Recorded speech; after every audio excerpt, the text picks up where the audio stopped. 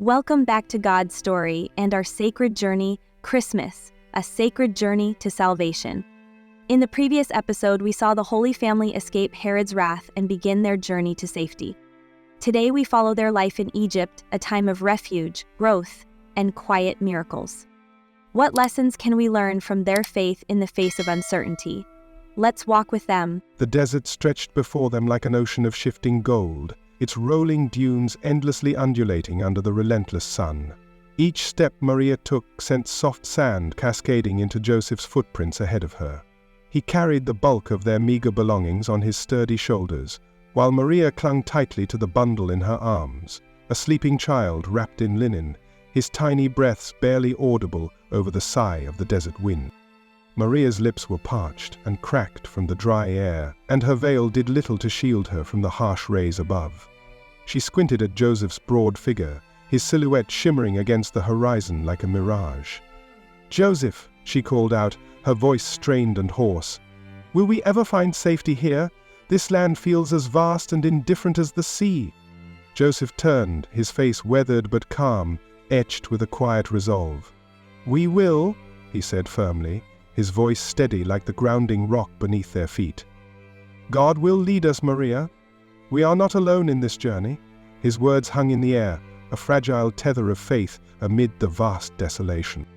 Above, the sun bore down relentlessly, its heat searing the earth and the travelers alike. The air shimmered, warping the landscape into mirages of lush oases that disappeared with each cautious step. They had heard stories of this place, tales of treacherous sandstorms that swallowed caravans and endless days with no water or shelter. And yet they walked on, their steps a rhythm of endurance and hope. The donkey that followed them plodded along wearily, its coat matted with sweat and dust.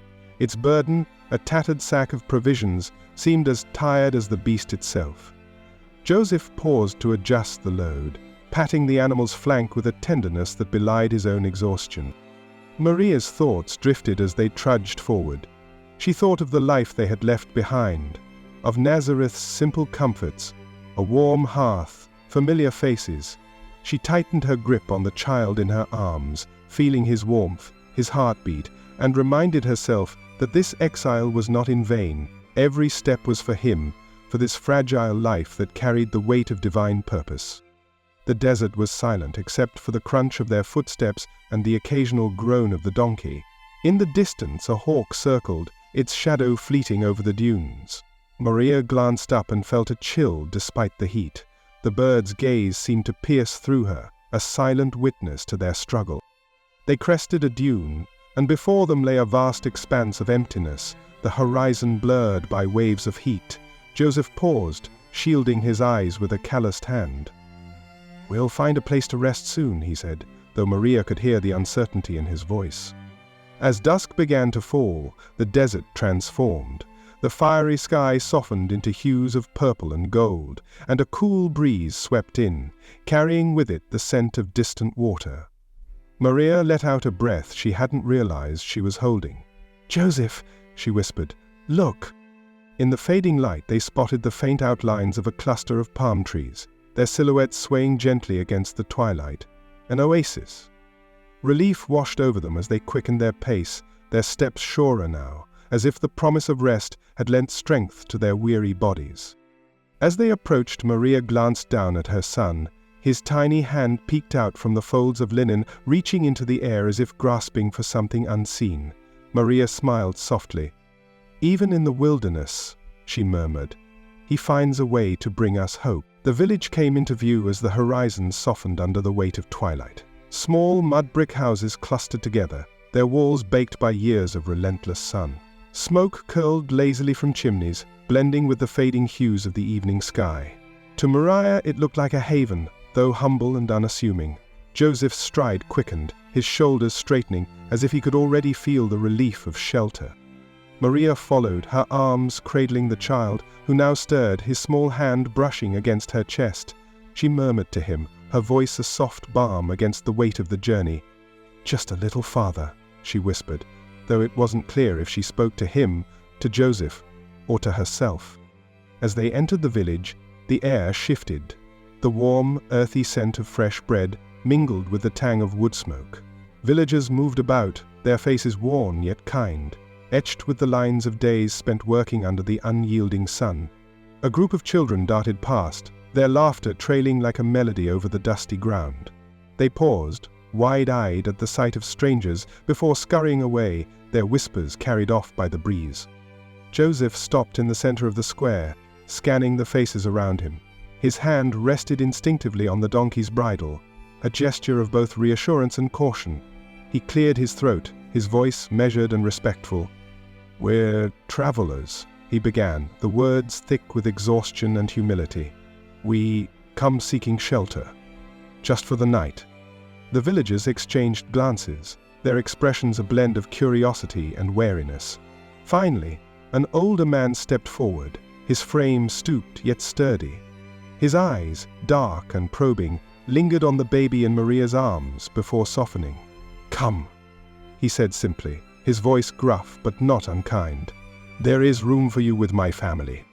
The man led them to a modest home on the outskirts of the village. Its walls bore the marks of time, but a lamp burned brightly inside, casting a warm glow through the small square windows. As they crossed the threshold, Maria felt a wave of gratitude wash over her. The room was simple, a woven mat on the floor, a table with uneven legs, and shelves lined with clay jars. But it felt safe, and for the first time in days she allowed herself to exhale. The man's wife appeared from the shadows, her hands dusted with flour. She regarded the strangers with a quiet kindness, her gaze lingering on the child. "You must be hungry," she said, disappearing into the adjoining room. Moments later, she returned with a loaf of bread and a small bowl of olives, placing them on the table. "It's not much, but it's yours." Maria and Joseph exchanged a glance, their shared relief unspoken but palpable. They ate in silence, the simple meal tasting of solace and survival. Maria cradled Jesus closer, her fingers brushing his soft curls. He stirred slightly, his face serene, as if sensing the peace around him. Later, as night enveloped the village, Maria lay on the mat beside Joseph. The baby slept soundly between them, his small breaths a reminder of the life they carried forward. Outside, the wind whispered through the trees, a gentle hymn of promise and renewal. For the first time in weeks, Maria felt the heavy hand of fear loosen its grip. "This place will do," Joseph murmured, his voice low and steady. "It's not home, but it's enough." Maria nodded, her eyes closing as exhaustion claimed her.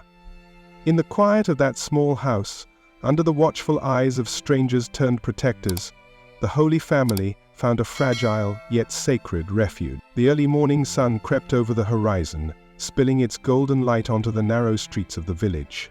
Joseph stood outside the workshop, his hands rough and calloused, clutching the tools of his trade. The smell of fresh-cut wood mingled with the crisp morning air, and the faint hum of village life began to stir around him. Inside the modest workspace, Joseph worked with a quiet intensity, each stroke of his chisel deliberate and precise.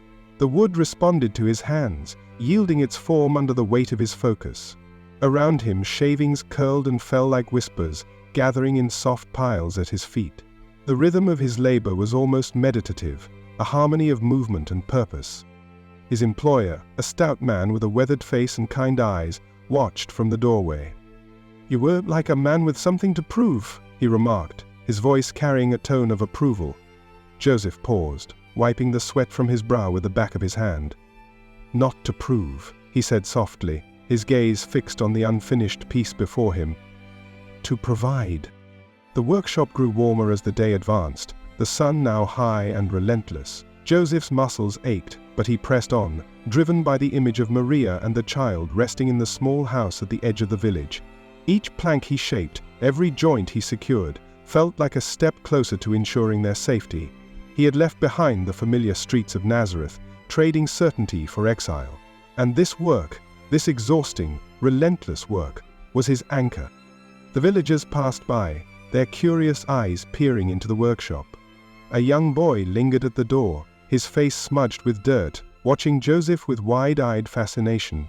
Joseph glanced up and offered a small smile. "Come," he said, gesturing to a piece of scrapwood on the bench. "I'll show you something." The boy hesitated, then stepped inside, Joseph handed him a chisel, guiding his small hands over the rough surface of the wood. The boy's face lit up with concentration, his tongue poking out of the corner of his mouth. For a moment, the heaviness of Joseph's heart lifted, replaced by the simple joy of sharing his craft. By late afternoon, Joseph's hands were raw, his body weary, but his work was done. The table he had been shaping stood solid and steady, a testament to his effort. His employer clapped him on the back. "You've done well," he said, his voice full of warmth. "Your family is lucky to have a man like you." Joseph nodded, his thoughts turning to Maria. As he walked back through the village, the sun casting long shadows across the ground, he felt the weight of the day's toil in every step. Yet, within that weight was a quiet pride. He was a provider, a protector, and though the road ahead was uncertain, he carried the strength of his purpose like a shield. When he arrived home, the sight of Maria holding their child brought a small, tired smile to his face. She looked up, her expression softening as she saw him. "You've worked hard," she said simply, her voice laced with gratitude. Joseph shrugged, setting his tools down by the door. "It's what I must do," he replied, his voice steady. "For us." In the quiet of that evening, as the stars began to pepper the sky, Joseph sat outside their small house, his hands still rough but his heart full. The village around him hummed with life, and though this place was not home, it held the fragile beginnings of safety, and for now that was enough. The small house was quiet in the early hours, save for the soft rustle of cloth as Maria gently laid Jesus on a woven mat. The dim light of dawn filtered through the single window, casting golden streaks across the room. She knelt beside him, her fingers brushing against his tiny hand, marveling at its perfection. How could something so small hold the weight of the world's salvation? Maria's days were filled with the rhythm of care and devotion. She hummed softly as she worked, a melody that seemed to calm the child as much as it steadied her own heart. The village life outside ebbed and flowed, the distant voices of neighbors mingling with the occasional bark of a dog, or the laughter of children. Yet here, within these four walls, the world felt sacred, set apart. She sat by the window, the sunlight warming her shoulders as she crushed herbs in a small clay bowl. The mixture was for Jesus, a remedy for the slight cough that had troubled him the night before. Maria's hands moved with practiced ease, her motions guided by the wisdom passed down from her own mother. "Lechua," she whispered under her breath, slipping briefly into her native tongue, a habit that connected her to the home they had left behind. "Grant me the strength to care for him, to raise him as you would wish." Outside, the faint cry of a baby echoed in the distance. Maria paused, her gaze drifting out the window. She thought of the other mothers in this village, their struggles likely no different from her own. Yet none bore the burden of knowing that the child in their arms was destined for something so incomprehensibly divine. It was a thought that both humbled and overwhelmed her. Jesus stirred, his tiny fingers curling and uncurling as his dark eyes opened. Maria smiled, her heart swelling at the sight. "Good morning, my little one," she said softly, lifting him into her arms. His weight was slight, but reassuring, a reminder of the life she was charged to protect. As she held him close, she whispered words of love and prayers of hope, her voice a blend of tenderness and resolve. She moved to the small hearth, where a pot of porridge bubbled gently. The smell of grains filled the air, mingling with the earthy scent of the packed dirt floor. Maria scooped a small portion into a bowl, setting it aside to cool. She sang as she worked, her voice weaving a lullaby that seemed to wrap the room in peace. It was a song from Nazareth, a tune her mother had sung to her long ago, its notes heavy with memory. As the day wore on, Maria carried Jesus outside to the small courtyard. The sun was bright, its rays dancing on the clay walls of their home. She laid a blanket on the ground and placed him there, watching as his tiny hands reached toward the sky. A sparrow flitted nearby, its wings a blur of motion. Jesus laughed, a sound so pure that it brought tears to Maria's eyes. "Even the birds come to greet you, my child," she murmured, her voice thick with emotion. The village women passed by, their baskets filled with bread and herbs. They nodded to Maria, their smiles warm but cautious. Maria returned their greetings, her eyes lingering on their faces. She wondered what they thought of her, the outsider with the child, who seemed to radiate a quiet, inexplicable light. As the sun dipped lower in the sky, Maria returned inside, cradling Jesus in her arms. She rocked him gently, her voice low and soothing as she told him stories of their ancestors, of kings and prophets, of the God who had led them here. "You are part of this story," she said softly, her lips brushing his forehead. "And someday the world will know." That night, as Jesus slept soundly beside her, Maria lay awake, her thoughts a mixture of gratitude and trepidation. The stars outside were countless, a testament to the vastness of the heavens and the God who had chosen her for this task. She reached out, her hand resting lightly on Jesus' chest, feeling the steady rhythm of his breathing. "Thank you," she whispered, her eyes closing as a single tear traced her cheek, "for trusting me with him." The village awoke slowly, as if reluctant to disturb the serenity that had settled overnight. Sunlight poured over the rooftops, spilling onto the narrow paths where chickens pecked lazily at the dirt. There was a stillness in the air, a quiet so profound it seemed to cradle the village in its arms. Since the arrival of the new family, something unspoken had shifted.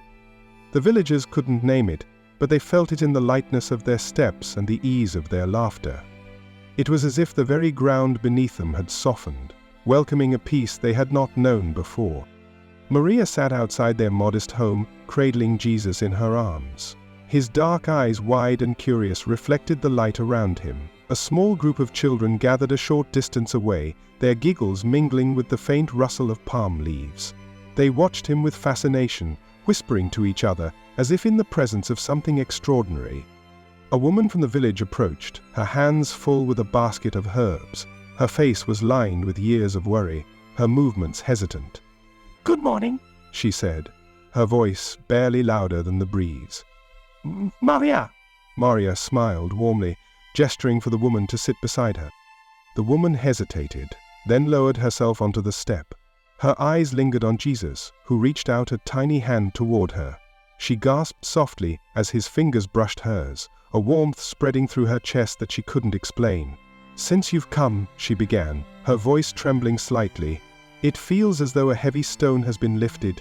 My children laugh more, my heart feels lighter." Maria's smile deepened, but she said nothing. She simply held Jesus closer, her heart swelling with quiet pride and awe.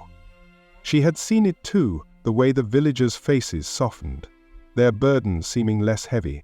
It was as if his very presence radiated something unseen but deeply felt. Nearby, a man repairing a broken fence paused, his hands resting on the splintered wood. He looked up toward Maria and Jesus, his face thoughtful. "There's something about that child," he murmured to himself, his voice almost reverent, "like he carries the promise of something better." As the day unfolded, the sense of peace continued to ripple through the village. Men worked in the fields with renewed vigor, their laughter carrying over the tall stalks of grain. Women exchanged smiles as they went about their chores, their voices softer, less hurried. Even the animals seemed calmer, their movements unhurried, and their calls gentle. Maria watched it all unfold from her spot by the door, her heart a mixture of wonder and gratitude. She thought of the journey that had brought them here, the fear, the uncertainty, the endless miles of barren desert. And yet, in this small, unremarkable village, she felt the stirrings of something divine. That evening, as the sun dipped below the horizon, casting the village in hues of gold and crimson, Maria sat with Joseph by the small fire outside their home.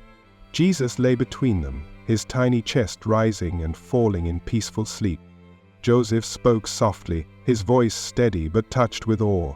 "Do you see it too? The way they look at him, it's like they already know he's different."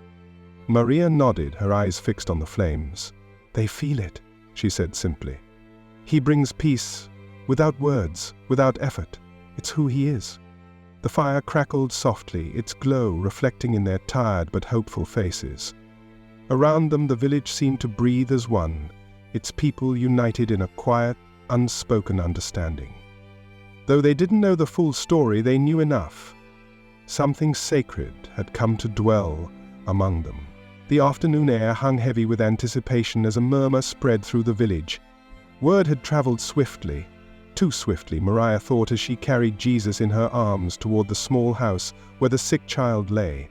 The villagers lined the narrow paths, their eyes wide, with a mixture of hope and uncertainty. Inside the humble home, the air was thick with the scent of herbs and the faint tang of illness. The boy lay on a mat in the corner, his small frame barely rising with shallow breaths. His mother knelt beside him, her hands trembling as she wiped his brow with a damp cloth. Tears streaked her face, her eyes red-rimmed from nights without sleep. "He's been like this for days," she whispered to Maria, her voice breaking. "I don't know what else to do." Maria knelt beside the boy, her heart aching at the sight of his pallid face. She looked down at Jesus, who gazed back at her with an expression far beyond his years, as if he understood the weight of the moment. Gently, she placed him beside the boy, his tiny hand brushing against the child's fevered forehead. The room seemed to hold its breath. The mother clutched her hands to her chest, her lips moving in silent prayer. Even the air seemed to shift, growing lighter, as if touched by something unseen. Jesus' hand lingered on the boy's brow, his small fingers curling slightly as if offering a blessing. Moments passed, though they felt like hours, and then the boy stirred. His chest rose and fell with a deep, steady breath. His eyes fluttered open, their glassy haze replaced by clarity. He turned his head, looking first at Jesus, then at his mother. "Mama?" he murmured, his voice weak but unmistakably alive. A gasp broke the silence, followed by a rush of tears and laughter. The mother gathered her son into her arms, her cries of joy filling the room. "He's better," she sobbed. He's better." Maria watched, her own eyes glistening with unshed tears. She reached for Jesus, holding him close as the boy's recovery unfolded before her. Around them, the villagers began to gather, their whispers growing louder as the story spread. "It's a miracle," someone said, the words carrying on the air like a proclamation. Outside, the setting sun casts a warm glow over the village, its rays reaching through the open doorway as if to bless the moment. The villagers pressed closer, their faces a mixture of awe and reverence. Some knelt, their hands clasped in prayer, while others simply stared, their expressions unable to fully capture what they felt. Maria stepped outside, cradling Jesus in her arms. The crowd parted for her, their whispers fading into a respectful silence. She felt their eyes on her, on him, and though she said nothing, her heart swelled with a quiet, unshakable pride. The boy's mother emerged moments later, her son's hand clasped tightly in hers. She looked at Maria, her eyes brimming with gratitude. "Thank you," she said, her voice steady despite the tears that threatened to fall. "Thank you for bringing him here." Maria nodded, but she knew the thanks did not belong to her. She looked down at Jesus, who gazed back at her with the same calm, knowing expression. In his presence, miracles were not acts of grandeur, but simple, profound gifts of love. As the crowd began to disperse, their voices alive with hope and wonder, Maria turned toward home. The evening air was cool, carrying with it the promise of peace. She held Jesus close, her heart light, despite the weight of the journey still ahead. Behind her, the village seemed to glow, not with the light of the setting sun, but with something deeper, something eternal. The small miracle of that day had not just healed a child. It had planted seeds of faith that would take root and grow in ways they could not yet imagine. The fire crackled softly in the cool night air, its flickering flames casting long shadows on the rocky ground. The old shepherd sat beside it, his weathered hands clasped around a rough wooden staff. His face, deeply lined and tanned from decades under the sun, reflected the wisdom of a life lived close to the earth. His eyes, though tired, held a glint of something deeper, a quiet understanding born of years spent under the vast starry skies. The villagers gathered around him, their figures forming a half-circle that glowed in the firelight. Some sat on stones, others crouched on the ground, leaning in as if drawn by an invisible thread. Even the children, usually restless at this hour, sat still, their wide eyes fixed on the shepherd, as if sensing the importance of his words. He cleared his throat, his voice a low rumble that carried easily in the stillness of the night. "I've seen many things in my time," he began, his gaze sweeping over the faces before him. "I've watched the seasons change, seen the rivers rise and fall, and felt the fury of storms that seemed to tear the heavens apart. But nothing—" He paused, the weight of his words sinking into the silence. "Nothing has moved me as much as what I've witnessed in these past weeks." The villagers exchanged glances, their curiosity piqued. The shepherd leaned forward, his hands tightening on the staff. "It is not often that one sees the hand of God so plainly," he said, his voice steady and deliberate. "And yet, in the quiet presence of that child, I see it. In his eyes, in his touch, in the peace that follows wherever he goes, there is something divine."